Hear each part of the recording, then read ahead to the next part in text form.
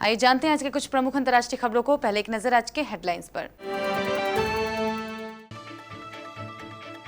कृषि बिल के खिलाफ 8 दिसंबर को भारत बंद, किसान नेता राकेश टिकैत का ऐलान। पीएम मोदी ने टीके को लेकर दी खुशखबरी, कहा भारत को अगले कुछ हफ्तों में वैक्सीन मिल सकती है। महाराष्ट्र एमएलसी चुनाव में भाजपा को झटका, एनसीपी की 2 सीटों पर जीत। हैदराबाद चुनाव में टीआरएस आगे, दूसरे नंबर पर ओवैसी की पार्टी।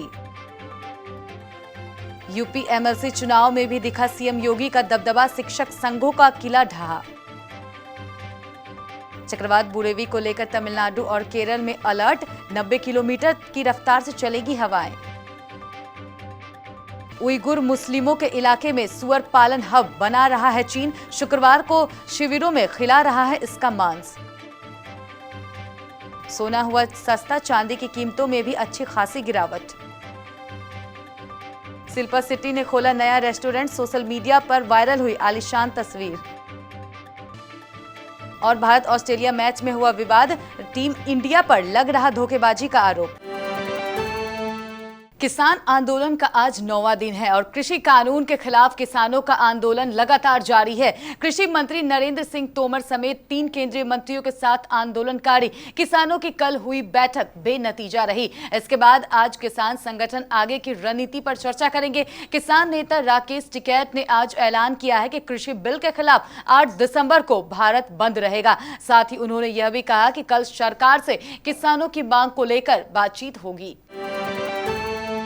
देश में कोरोना की स्थिति को लेकर प्रधानमंत्री नरेंद्र मोदी ने सर्वदलीय बैठक बुलाई। इस बैठक में लोकसभा और राज्यसभा सांसदों ने हिस्सा लिया। वहीं बैठक के बाद प्रधानमंत्री ने कोरोना वैक्सीन को लेकर बड़ा बयान दिया। उन्होंने कहा कि भारत को अगले कुछ हफ्तों में वैक्सीन मिल सकती है। भारत के वैज्ञानिक सफलता के करीब हैं। वैक्सीन कंपनियों से हरी झंडी मिलने के बाद टीकाकरण का कार्य शुरू हो जाएगा। इस दौरान उन्होंने वैक्सीन की कीमत और इसके वितरण को लेकर भी बात की। टीके को लेकर प्रधानमंत्री नरेंद्र मोदी ने कहा, कुछ दिन पहले मेरी टीका बनाने वाले वैज्ञानिकों से भी बात हुई है। हमारे वैज्ञानिक अपनी सफलता को लेकर काफी आश्वस्त हैं। भारत में 8 वैक्सीन ट्रायल के अलग अलग चरण में हैं और इनका उत्पादन भारत में ही होगा। देश की 3 वैक्सीन भी अलग अलग चरण में है। विशेषज्ञ मानते हैं कि टीकाकरण ज्यादा दूर नहीं है। जैसे ही वैज्ञानिक हमें हरी झंडी दे देगी, भारत में टीकाकरण कार्यक्रम शुरू हो जाएगा। महाराष्ट्र एमएलसी चुनाव में महाराष्ट्र में भाजपा को बड़ा झटका लगा है। महाराष्ट्र में महाविकास आघाड़ी, जिसमें शिवसेना, कांग्रेस और राकांपा शामिल है, जीत की ओर बढ़ती दिख रही है। महाविकास आघाड़ी सरकार का हिस्सा राकांपा ने शुक्रवार को औरंगाबाद और पुणे स्नातक निर्वाचन क्षेत्र में जीत दर्ज कर ली है। राष्ट्रवादी कांग्रेस पार्टी के सतीश चौहान ने औरंगाबाद संभाग के स्नातक निर्वाचन क्षेत्र में भाजपा उम्मीदवार शिरीष बोरलकर को मात दे दी है। वहीं अन्य 2 सीटों पर महाविकास आघाड़ी आगे चल रहे हैं और 1 सीट भाजपा के खाते में गई है। हैदराबाद नगर निकाय चुनाव की मतगणना शुक्रवार को शुरू हो गई। मतगणना में सत्ताधारी पार्टी तेलंगाना राष्ट्र समिति आगे चल रही है। वहीं दूसरे नंबर पर ओवैसी की पार्टी एआईएमआईएम है। बीजेपी अब तीसरे नंबर पर खिसक गई है। शुरुआती रुझानों में बीजेपी को बढ़त मिलते हुए दिखाया जा रहा था। हैदराबाद निकाय चुनाव के प्रचार में बीजेपी, टीआरएस और ओवैसी के बीच तीखी जुबानी जंग देखने को मिली थी। हैदराबाद के पूर्व मेयर और असदुद्दीन ओवैसी की पार्टी ऑल इंडिया मजलिस ए इत्तेहादुल मुस्लिमीन के उम्मीदवार मोहम्मद माजिद हुसैन मेहदीपट्टनम से जीत गए हैं। विधानसभा उपचुनाव के बाद विधान परिषद की सीटों पर हुए चुनाव में भी सीएम योगी का दबदबा दिखाई दिया है। भारतीय जनता पार्टी के विधान परिषद चुनाव शिक्षक सीट पर शर्मा गुट का किला ढा दिया गया है। गुरुवार से हुए विधान परिषद के शिक्षक व स्नातक कोटे की 11 सीटों पर मतगणना शुक्रवार को भी जारी रही। मेरठ से शिक्षक राजनीतिक के दिग्गज ओम प्रकाश शर्मा को तगड़ा झटका लगा है। मेरठ से 8 बार विधान परिषद सदस्य रहे ओम प्रकाश शर्मा खुद तो चुनाव हारे ही हैं, उनके गुट को भी अपेक्षित सफलता नहीं मिली है।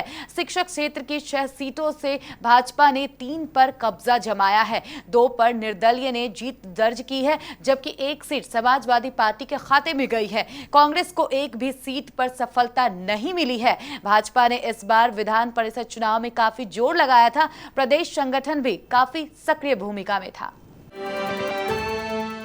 चक्रवात बुरेवी के गुरुवार देर रात को तमिलनाडु के दक्षिणी तट को पार करने की आशंका है। राज्य सरकार ने इसके प्रभावित होने वाले जिलों को अलर्ट कर दिया है। राज्य सरकार ने प्रभावित होने वाले लोगों के लिए अस्थायी आश्रय गृह बनाए हुए हैं। उनमें मछुआरों को भी अलर्ट किया गया है। यही नहीं, केरल में भी तूफान लेकर अलर्ट जारी किया गया है। जारी बयान के मुताबिक किसी भी आपात स्थिति से निपटने के लिए सभी एहतियाती उपाय कर लिए गए हैं। चक्रवात के आज किसी भी समय केरल में दस्तक देने की संभावना है। इससे दक्षिण तमिलनाडु के रामनाथपुरम, थूथुकुडी, तिरुनेलवेली और कन्याकुमारी सहित दक्षिण केरल के निकटवर्ती जिले प्रभावित हो सकते हैं। इस दौरान कई स्थानों पर भारी बारिश भी हो सकती है।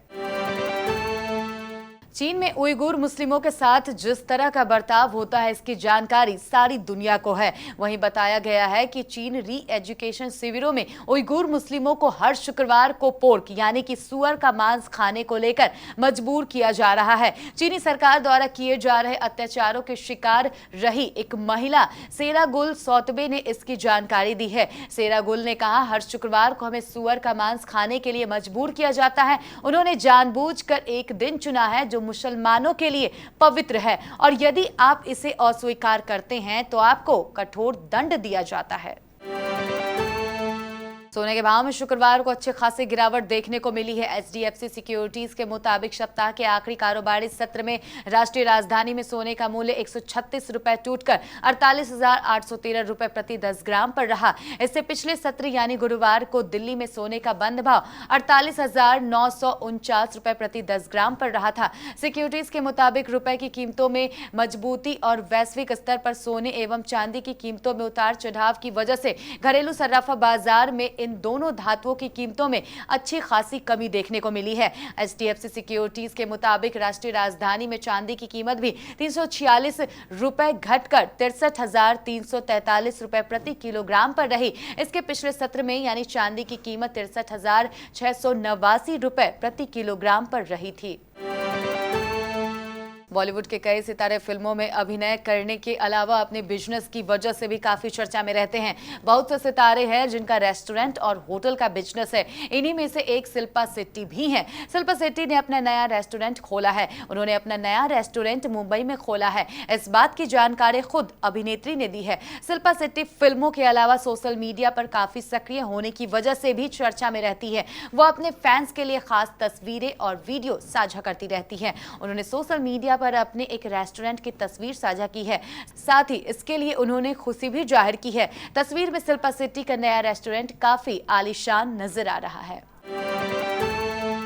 भारत और ऑस्ट्रेलिया के बीच शुक्रवार को पहला टी20 मैच के दौरान बल्लेबाजी करते हुए रविंद्र जडेजा को हेलमेट पर गेंद लगी। पहली पारी खत्म होने के बाद जब भारतीय टीम गेंदबाजी के लिए आई तो जडेजा की जगह यजुवेंद्र चहल को मैदान पर उतारा गया।